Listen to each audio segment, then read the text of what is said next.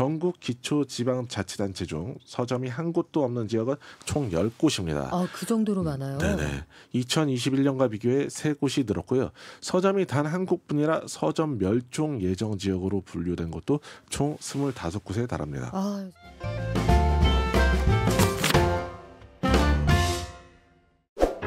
경제의 눈으로 영화를 보는 시간, 영화연구소 매일경제 박창영 기자 오셨습니다. 안녕하세요. 안녕하세요. 우리 오늘은 어떤 영화 봐요? 예, 지난주에 이어 오늘도 영퀴, 영화 퀴즈로 한번 시작해볼까 하는데요. 헐퀴. 예. 이 영화는 굉장히 좀 독특한 영화입니다. 네. 뭐냐면 딱 한 글자만 들어도 전 세계 영화팬의 한 50% 정도는 오. 이 영화가 무슨 영화인지 아실 수 있을 겁니다. 한 글자에서 끝난다. 네네. 힌트가 딱 한 글자인데 네. 한 전 세계 50%는 그 영화 이렇게 알 정도로. 네. 청취자 여러분도 한번 맞춰보시죠. 네. 제가 바로 힌트를 드리겠습니다. 이 영화의 특징지는 단 한 글자는 바로 쉬입니다. 쉬. 애기한테 쉬 아니고요. 한국어로는 그날을 뜻하는 쉬인데요. 이번에 소개할 영화는 휴 그랜트 또 줄리아 로버츠 주연의 노팅 힐입니다. 영국의 싱어송라이터 엘비스 코스텔로가 부른 쉬라는 주제곡으로 굉장히 유명한 영화입니다. 아까 조금 해보려고 했잖아요. 네. 한 두 마디 가봐요. 쉬. 아, 네. 네. 이게 언제적 영화예요? 무려 25년 전 개봉한 영화인데요. 네. 지금 개봉했어도 흥행하지 않았을까 싶을 정도로 만듦새가 훌륭합니다. 아, 그러니까요. 휴 그랜트 그 얼굴 그럴 일? 그렇죠. 일단 라인업이 끝났어요. 라인업이 줄리아 로버츠의 휴 그랜트까지 또 무엇보다도 남자 주인공 휴 그랜트의 미모가 빛나는데요. 남자 주인공의 미모가 빛나는 게 굉장히 중요한 포인트입니다. 왜 그러냐면은 이 영화는 로맨틱 코미디 영화로서는 드물게 남성판 신데렐라 스토리를 담고 있기 때문입니다. 예뻐야겠네요. 그렇죠. 네. 작은 서점을 운영하며 근근히 살아가던 남자 주인공은 할리우드 톱스타인 여성 주인공에게 선택받게 되는데요. 1999년엔 아직 문화계에 젠더 스와프, 다시 말해서 성 역할 바꾸기 같은 트렌드가 없었는데도 이런 이야기를 구성해낸 게 굉장히 시대를 앞서 나가는 포인트라고 할 수 있겠습니다. 굿모닝 에브리원이라는 영화를 연출한 로저 미첼 감독이 메가폰을 잡았고요. 각본가는 그보다 유명한 리차드 커티스입니다. 어바웃 타임, 러브 액츄얼리의 연출자이기도 하죠. 이분이 휴 그랜트를 정말 좋아해요. 그렇죠. 작품 속에서 어떻게 하면 이 사람이 빛날까를 생각하고 연출하는 것 같기도 한데 남성판 신데렐라 스토리에서 우리가 경제 포인트 어떤 걸 얻을 수 있죠? 네, 휴 그랜트가 연기한 주인공 윌리엄 스테커는 런던 노팅힐에서 여행 전문 서점을 운영하는 남자입니다. 할리우드 톱스타 애나 스콧이 이 서점을 방문하며 이야기가 시작되는데요. 다시 말해서 서점에서 책을 사는 경험을 중시하는 두 남녀가 없었더라면 이 영화의 러브 스토리는 애초에 만들어지지 않았을 것이라는 이야기죠. 그런데 최근 전 세계적으로 오프라인 서점들이 어려움을 겪고 있습니다. 노팅힐의 배경이 될 만한 장소도 줄어드는 추세인데요. 온라인 서점에 자리를 내주는 오프라인 서점들의 이야기를 해보시고요. 그 와중에도 자기 개성을 살려서 사람들의 방문을 꾸준히 받는 작은 서점들의 전략은 무엇이 있는지 한번 들여다보시죠. 또한 노팅힐에서는 톱스타인 애나 스콧이 작은 서점에 방문했다는 것이 그 서점이 전국적 주목을 받는 계기를 만듭니다. 실제 영화의 모델이 된 노팅힐도 관광객이 늘었다고 하는데요. K-팝 스타 등 유명 인사가 특정 문화 콘텐츠를 소비하면서 그 문화 콘텐츠의 소비량이 덩달아 증가하는 이런 현상을 특히 책에 초점을 맞춰서 한번 살펴보시면 좋겠습니다. 그래요. 박창영이 읽는 책 이런 게 베스트셀러가 된다. 그런 날이 한 달 반쯤 뒤에 올 수도 있잖아요. 한 달 반이요? 자, 우리 영화부터 볼까요? 네, 윌리엄 세커는 영국 런던 노팅힐에서 서점을 운영하는 사장입니다. 여행 서적만을 전문으로 다루는 정말 작은 서점인데요. 커피를 사다 줄지 물어보는 직원에게 반잔만 마셔야겠다라고 농담할 정도로 운영이 쉽지 않습니다. 그런데 어느 날 영국을 방문 중이던 할리우드 톱스타인 애나 스콧이 자기 서점으로 경호원도 대동하지 않은 채 등장하는데요. 윌리엄이 여행 서점 사장으로서 책 추천도 해주지만 애나는 별로 관심이 없습니다. 그냥 자기가 둘러보다가 마음에 드는 책을 골라서 슥 나가버리죠. 이때 갑자기 전 휴 그랜트 입장에 이입이 돼가지고 와 얼마나 깜짝 놀랐을까. 아니 저 사람이 내가 보던 그 사람 맞나.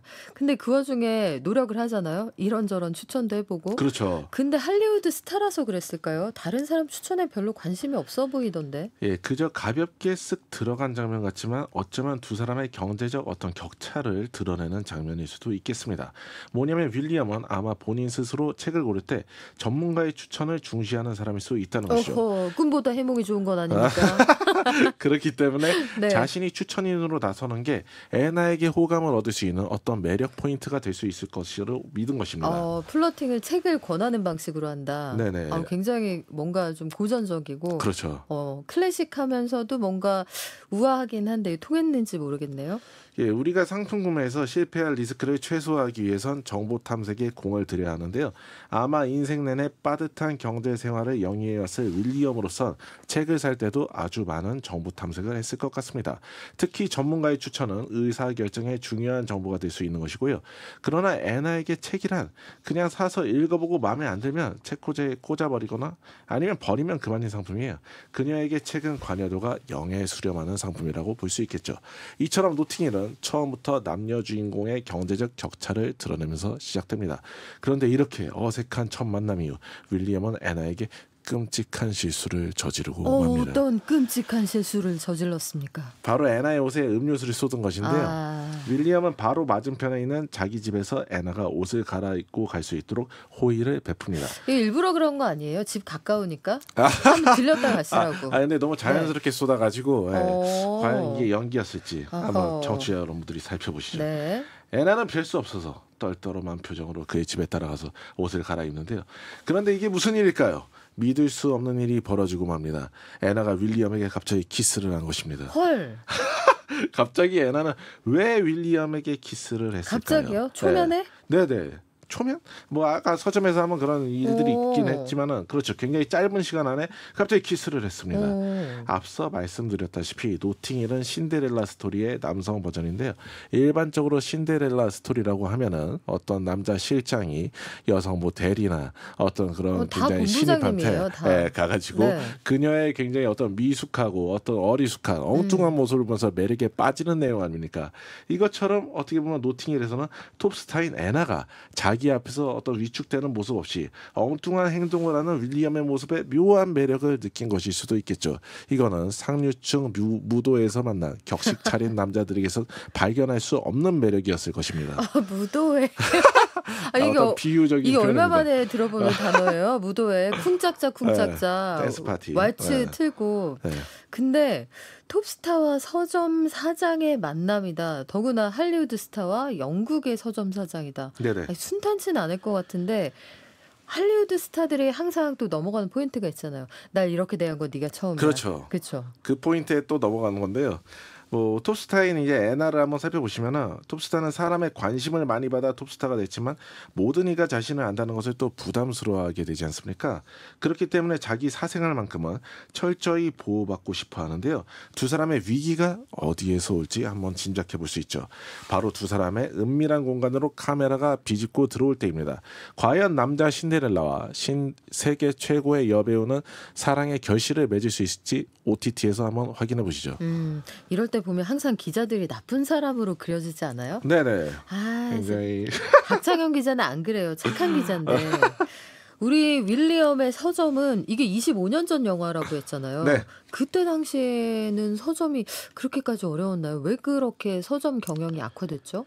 네, 그때는 말씀하셨다시피 그렇게 인터넷 서점이 엄청 보편화되거나 이렇지는 않았는데요. 그럼에도 불구하고 서점은 그렇게까지 이익률이 원래 높은 사업이 아닙니다. 일단 국내 대표 서점인 교보문고를 한번 살펴보시면요. 여기는 작년 기준으로 매출 9천억 원을 올렸는데 영업이익 기준으로는 작년과 재작년 2년 연속 적자였습니다. 그러면 이익이 나던 과거에는 어땠냐? 연도별 재무제표상에서 1%대 영업이익률도 찾기 어려울 정도입니다. 영풍문고 등 여타 서점도 낮은 영업이익률의 문제는 마찬가지입니다. 낮은 수익성의 원인은 무엇일까요? 바로 해당 지역의 번화가에 위치해야 하니 임차료가 많이 들어갈 테고요. 서점의 도서를 관리하고 손님을 안내해주는 직원이 정말 많다는 건 아마 다들 쉽게 발견하실 수 있을 겁니다. 이처럼 비용이 많이 들어가는 구조이기 때문에 높은 이익률을 내기 어려운 경우가 많죠. 그래서 저는 교보문고 같은 곳들이 상징적으로 꼭 남아 있었으면 좋겠어요. 네네. 당초에 그 건물 지을 때 아니 이 비싼 금싸라기 땅에 서점을 한다고 다들 뜯어 말렸다고 하더라고요. 그렇죠. 근데 이런 기업들이 철수하지 않고 잘 남아 있었으면 좋겠는데 거기가 조선시대 6조 거리 아닙니까? 네네. 조선시대부터 핫플레이스. 이런 오프라인 서점들이 참 힘들다라고 하는데 온라인에서 책을 사는 이것도 한 몫을 했겠네요. 네, 노팅힐의 주인공이 지금도 그곳에서 계속 서점을 운영하고 있다면 분명히 온라인 서점의 부상 때문에 어려움을 겪고 있을 것입니다. 실제 오프라인 서점은 줄어들고 있습니다. 원인은 온라인 서점의 어떤 이런 인기이기 때문이기도 하지만 책을 그만큼 덜 보는 영향도 있습니다. 한국을 기준으로 보시면요. 2012년 4조 원을 넘었던 국내 출판 시장이 2020년 이후 3조 원대로 축소됐습니다. 그래요. 오프라인 서점이 그러면 그에 비례해서 줄었겠네요. 네, 오프라인 서점이 얼마나 많이 줄어들고 있는지 살펴보기 위해 전체 책에서 온라인 채널 점유율을 들여다보는 건 아주 큰 의미가 있지는 않고요. 왜냐하면 교보 등 대형 오프라인 서점도 온라인 채널을 다 가지고 있으니까요. 그 대신 전국 서점 수를 한번 살펴보시죠. 한국서점조합연합회에 따르면 2003년 3,589개에 달했던 전국 서점은 지난해 약 2,500개로 줄었습니다. 20년 만에 1,000개 넘게 사라진 셈인데요. 전국 기초지방자치단체 중 서점이 한 곳도 없는 지역은 총 10곳입니다. 아, 그 정도로 많아요? 네네. 2021년과 비교해 3곳이 늘었고요. 서점이 단 한 곳뿐이라 서점 멸종 예정 지역으로 분류된 곳도 총 25곳에 달합니다. 아, 슬프다. 서점 멸종 예정 지역. 어렸을 때 서점에 가서 꼭 학습지만 사진 않고 만화책도 좀 사고 그렇죠. 구경하고 시간 보내고. 그렇죠. 예. 그랬던 기억이 있는데 동네 곳곳에 있는 작은 책방들은 오히려 젊은 층에게 인기가 많다 이런 얘기도 있던데요. 네, 일부 독립서점은 젊은 세대에게 굉장히 힙한 곳으로 여겨지고 있습니다. SNS 계정에 팔로워가 수만에 달하는 곳들도 있고요. 쌍방향으로 소통 가능한 최첨단 콘텐츠가 쏟아지는 이런 시기에 이런 젊은이들은 왜 작은 서점을 찾아갈까요? 그것은 노팅힐의 주인공 윌리엄이 근근이라도 먹고 살 수 있었던 이유와 닿아 있습니다. 바로 애나처럼 자기 끌리는 책을 읽는 사람도 있지만 어떤 이들은 주인장의 책 추천과 큐레이션을 보고 싶어서 책방을 찾아간다는 것이죠. 인기 있는 독립 서점들은 사장의 큐레이션을 볼 수 있는 코너를 마련하기도 하고요. 영화, 미술, 철학 등 자기가 강한 분야에 특화해서 도서를 판매하기도 합니다. 애묘인들을 위해서 고양이 책만을 전문으로 다루는 서점도 있습니다. 맞아요. 제가 최근에 가본 그런 서점들도 보면 약간 맥주를 마시면서 이야기를 네네. 나누거나 예. 특정 책을 가지고 스터디를 할 수 있는 그런 공간도 있던데 네. 실제로 여기가 만남의 광장이 되기도 하죠. 네, 그렇습니다. 요즘에는 불필요한 관계를 최소화하는 것이 추세인데요. 그렇지만 자신이 신뢰할 만한 기준으로 한 차례 필터링을 거친 후에 사람들과의 만남을 갖고 싶어하는 수요는 늘 있습니다. 독서인들에게 있어서 상대방이 책을 읽는 사람이라는 정보는 인간관계에 있어서 쓰는 탐색 비용을 줄이는 한 가지 필터가 될 수 있을 것입니다. 다양한 독립서점이 독서인들을 이어주는 징검다리 역할을 해주는 것인데요. 어떤 서점은 4명에서 6명으로 팀을 이뤄서 매주 한 편의 글을 쓰고 대화하는 장을 마련해 주기도 하고요. 또 다른 서점은 하나의 책을 주제로 서로 감상을 나누는 행사를 하기도 합니다. 북토크와 낭독회, 인디 뮤지션의 신곡 발표의 장소로 활용되는 서점도 있습니다. 이런 행사를 통해서 소정의 장소 이용료를 받을 수도 있고 책을 팔기도 하며 수익을 창출할 수 있는 것입니다. 카페를 함께 운영하는 경우라면 음료를 판매할 수도 있겠죠. 근데 저는 진짜 중요한 정보 있잖아요. 네. 진짜 기억하고 싶은 정보는 반드시 출력을 해서 보든 책으로 보든 종이를 만지면서 보거든요. 종이를 만지고 연필로 메모하면서 보는데 종이책의 이런 감성과 이런 기능이 저는 사라질 것 같진 않아요. 그렇군요. 노팅힐의 배경이 된 영국에서 최근 관측되는 현상에서도 아마 종이책이 어떤 식으로든 살아남을 것 같다는 뭐 이런 그 소장님의 의견을 좀 지지할 수 있는 만한 그런 현상들을 볼 수 있습니다. 디지털 소음에 시달리는 G세대가 다시 종이책 독서로 방향을 틀고 있는 것인데요.